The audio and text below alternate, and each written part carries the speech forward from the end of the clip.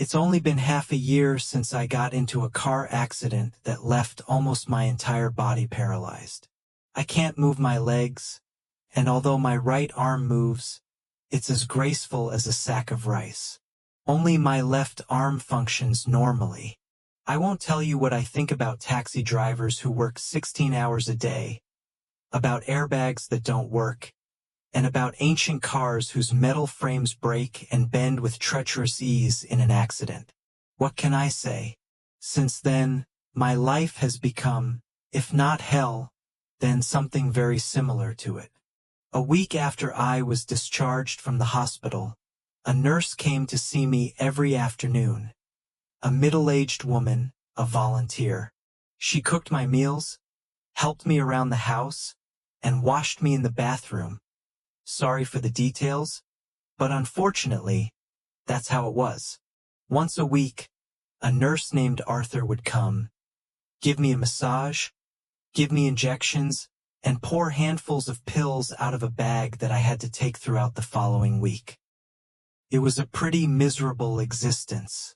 The worst part was that when the nurse and the doctor left, I was left to my own devices. The internet, TV shows, online games, TV programs, books, and other crap quickly became boring. Because of the pain in my back, I couldn't stay in one position for long. I had to constantly turn over and change position, which is quite difficult with only one working arm. Moving around the house was even more fun.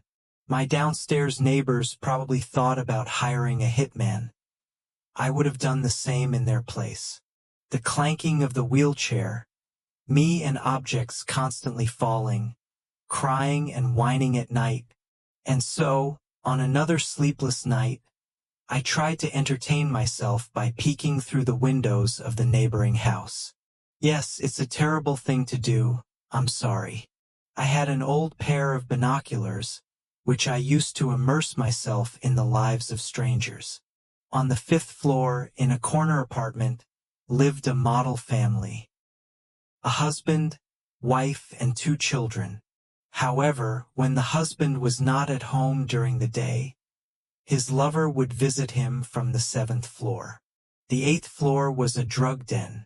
The 6th floor was filled with old people. A motley crew of grandfathers and grandmothers from different apartments spent every evening watching TV together. The 9th floor was where the most interesting things happened. It was home to students who had parties almost every day. Half-naked girls, loud music. A couple of times I even witnessed some incredible orgies, which I am still ashamed to remember even now. But the 10th floor was very strange. It seemed uninhabited. During the day, I never saw a single soul in any of the apartments. Do you understand? There were no signs of life on an entire floor of an apartment building. At first, I thought it was some kind of technical flaw, maybe communications or something, or an unsuccessful attempt to rent out the premises. But after reading about this residential complex on the internet, I couldn't find any information about anything like that. The next option was that maybe some rich businessman had bought the entire floor to build himself a mega mansion, but ended up in prison. And it seemed plausible except for one thing. Every night, the lights in one of the apartments flashed chaotically. It would turn on, then turn off, then stay on for hours, then flicker as if some kind of hellish disco was going on in there. I watched the 10th floor with genuine interest. After all, what else was there for me to do? And then one night I couldn't sleep. After finishing the movie, I glanced at the clock. It was 3:41 a.m. I don't know why, but I picked up my binoculars again and started watching what was happening on the 10th floor of the neighboring building. And then, I finally saw movement in the windows. At first, I was happy. The floor wasn't empty after all, but pretty quickly, that joy turned to fear. Some kind of shadow, was moving from the left corner of the building to the right, from window to window, as if there were no walls between the apartments. I couldn't make out the shadow in detail, until it approached the window where the light was flashing. Everything that happened after that I remember in fragments. A flash of light in the window allows me to see the shadow. I realize that it is not a person. I realize that it has seen me. A split second was enough for the creature to jump out of the window. For a few moments, I saw its silhouette crawling down the walls of the house. Long moments of silence. In the darkness, I lost sight of the creature. Out of the corner of my eye, somewhere close to the edge of my vision, I saw something run under a streetlight in the direction of my house. I've never moved so fast in my life. My heart was pounding in my temples, and the pain in my back was unbearable. But I ignored it all. The only thing I wanted was to get to my front door faster than that creature. I knew that the nurse never locked the door in case I fell and couldn't get up, so the neighbors could get to me and help. I rolled my wheelchair with one hand.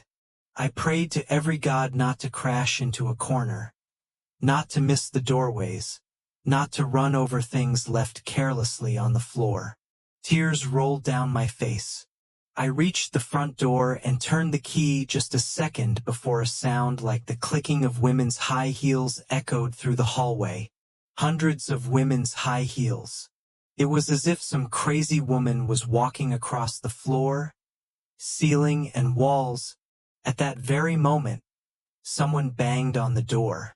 They banged so hard that, despite being paralyzed, I almost jumped out of my chair. Then again and again, over and over, whitewash fell from the ceiling, and I, a grown man, huddled in my wheelchair, cried silently, unable to do anything. The blows continued until I heard one of my neighbors on the landing open their door, apparently to find out what the noise was. For a second, there was complete silence. A short run of clicking heels. Aqui é sob. And that was it. I sat in my chair, afraid to move, until dawn began to break outside the window. A week has passed since then. I no longer hear my neighbors. The baby behind the wall has stopped crying. The young couple in the apartment across from mine are no longer arguing. And the girl from the next wing no longer takes her dog for a walk in the morning. The nurse hadn't come for 3 days, and yesterday Arthur didn't bring me a new supply of medicine. Every day at night I drive up to my door. Every day, I stare through the peephole for a long time. Today, when I looked through it, I didn't see the familiar outline of the entrance hall. It took me a long time to realize that I was looking into a huge, bottomless mouth full of sharp, crooked teeth.